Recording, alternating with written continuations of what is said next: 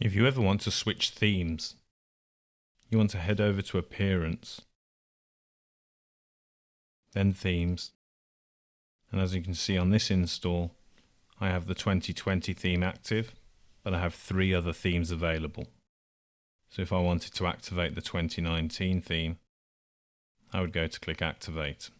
Now if you have a complete and functional website, before you switch themes, it's a good idea to take a backup of your website just in case that process loses some settings associated with the theme that you are no longer using.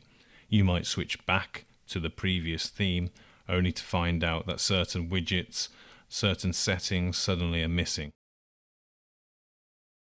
On this website, that's not an issue yet. So let's go and have a look at the site by going to WordPress, visit site, open that in a new tab, and let's have a look. So this is the home, and let's try switching. I've activated the new theme. I'll go to this tab, give it a refresh, and you'll see it looks completely different because this theme is set up in a completely different format. If we go back to manage themes, let's try an older one, 2017, and then let's go over to the front end and refresh. There we go. So this was the style for this theme out of the box, and let's try 2016.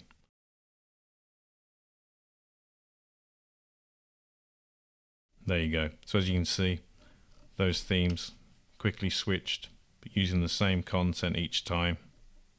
Each theme has different features. For example, we're on 2016 now. If I go to customize,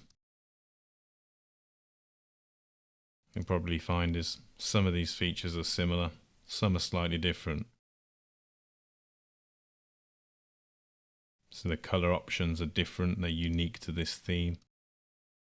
Header image, background image.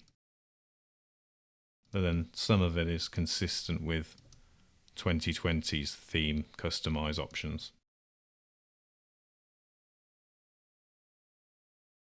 If I go back.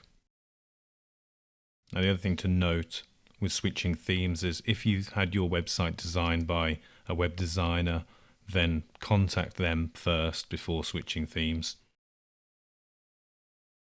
In some heavily customized and developed WordPress websites, switching themes can essentially break the website and you can lose a large portion of your customizations.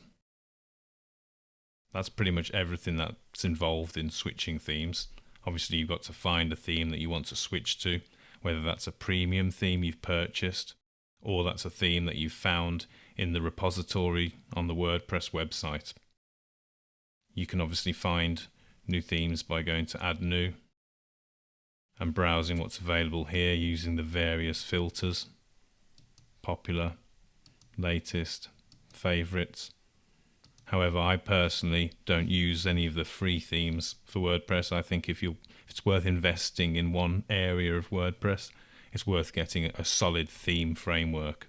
Either that or a free theme that comes with a premium plugin like Beaver Builder or Elementor, where you're still investing in the front end software. It's just coming in the form of a plugin as opposed to a theme. You can choose a range of different themes that will work with the front end editor. So Elementor works with a range of different themes, including its own. Beaver Builder also works with a range of themes, including its own.